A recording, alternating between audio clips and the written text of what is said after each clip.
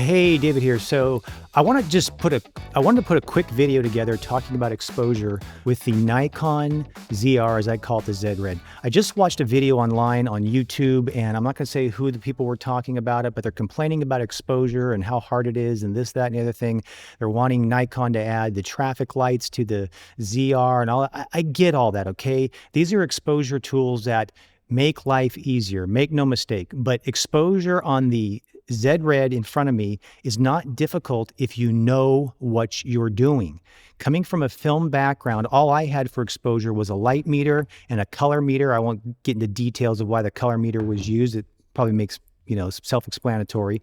But this is all we had. We didn't have false color. We didn't have histograms. We didn't have waveforms. We had to take a reading with the light meter. We had to check readings in other places. So for example, right now, if I do a reading right here, I did it, it says at 800 ISO, 24 frames a second, I need to be at 4.5, f4.5 at 180 degree shutter. I've got this set right now at f4. I know I'm in proper exposure. Back there, there's some lights. I went and checked those. That light behind me to my left is a couple stops hotter than this. The dark areas are about 2 stops below, give or take. I'm not worried about it with this camera. As far as I'm concerned, I'm exposed. Now, if I look at, I have a waveform in front of me right now, and based on my waveform, there's nothing clipping. Now, I might be a little underexposed, but I don't think I am because of my light meter reading. So I think I'm fine. I think I'm perfectly exposed. I have it at 800 ISO. Now, I want to throw this out because this is important.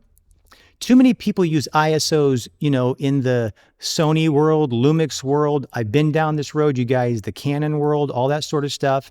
You change your ISOs, right? And you're using your ISOs as part of your exposure tool. And you want to do that with these, but you didn't have that option with a film camera. You couldn't shoot something and say, oh, you know what? I've got 50 ISO film here or 250 ISO film in here. I want to change it to 400. No. You were stuck with what it was, and you had to do it with exposure, period. It was shutter speed, it was, shutter angle, and it was aperture.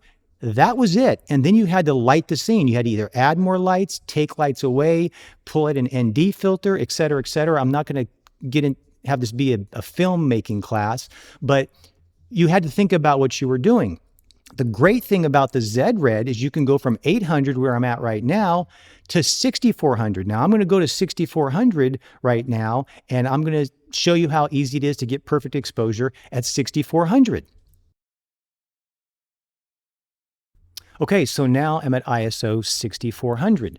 If I do my trusty light meter, which I already did, it says I should be at 6400 ISO, 180 degree shutter, 24 frames a second, f13. So now I'm at f13. I have a greater depth of field now. So now I can go, I'm probably in focus still. I'm getting my green light still here. I'm still in focus. I'm at f13, okay? So what if I wanted to go to, and by the way, I'm going to talk about waveforms and histograms towards the end of this video, so stay here if you want to see me or tell me stay here if you want me to hear the details about the difference in those and why one's better or worse than the other.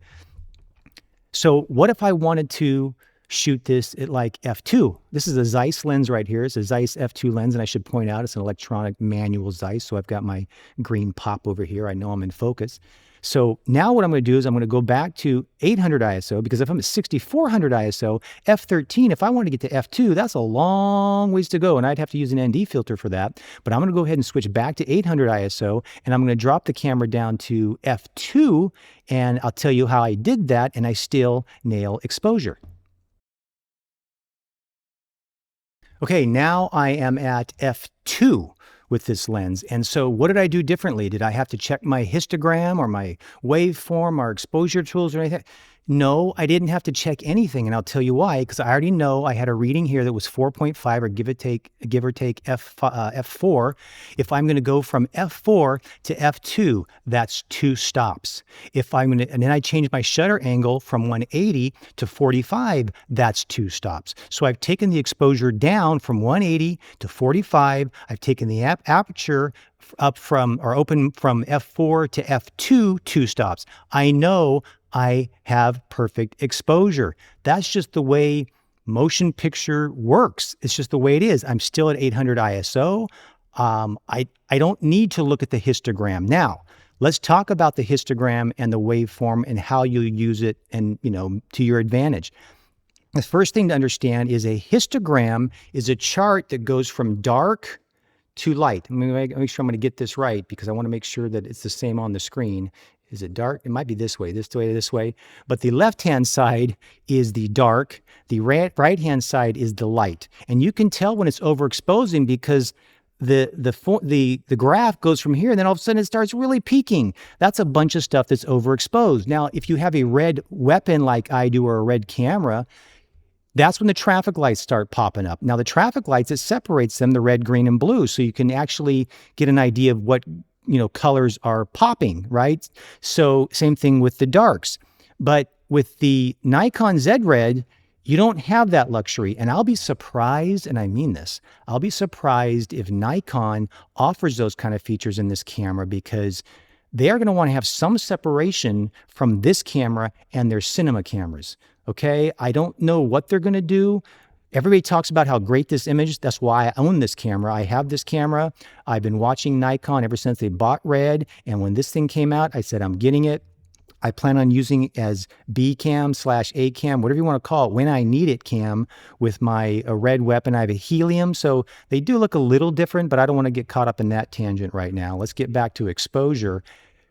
With the histogram and the way it's set up, like with the Red cameras, is that you have the traffic lights on either side, okay? If I'm looking at a histogram on this, it goes back and forth, and I can tell if it's peaking or if it's not peaking. If I'm getting proper exposure, the next thing I look at is, okay, where do I want my exposure to be the sweet spot, if that makes sense, okay? So for example, right now, I know I've got some kind of hot areas in the back, but not really in some dark areas. If I was out in broad sunlight, maybe I'd be concerned about clipping. But then I would be looking at the clipping and saying, okay, look, I want to save those highlights, but if I save those highlights, I'm going to make the face too dark. Maybe the face, the actors or whatever are in shade or something like that, and I don't have the ability to bring in an HMI and blow it up and light it up, okay? These are all choices that you have to make, but you know what proper exposure is if you're using this. Now let's talk about the waveform and why the waveform is really nice.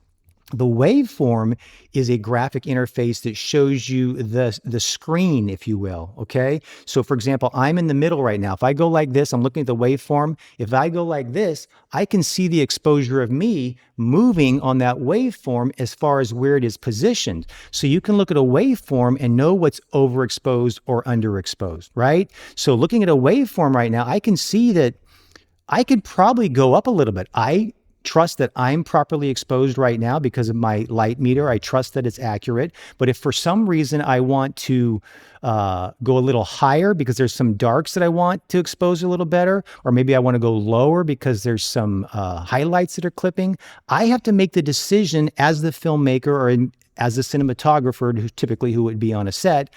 What do we want to do here?